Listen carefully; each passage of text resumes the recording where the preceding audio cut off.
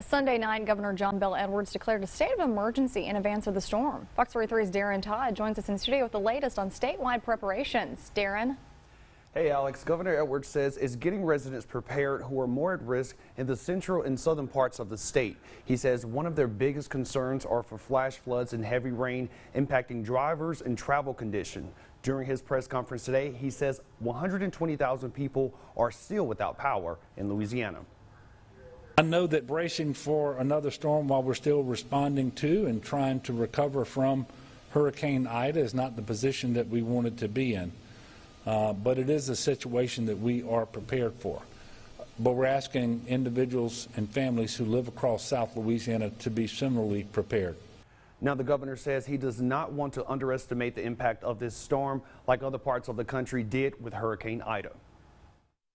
As of right now, with this projected path, the right side, or typically the side where most of the rain falls, will be in Louisiana.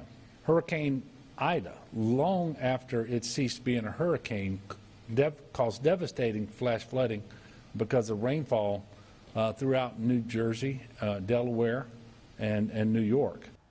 Now, the governor says that Louisiana National Guard has 80 water vehicles, 23 boats, and 15 aircrafts ready to assist anyone trapped by flash flooding. We'll update the public if parishes start issuing sandbags for residents who are impacted. Alex, back to you.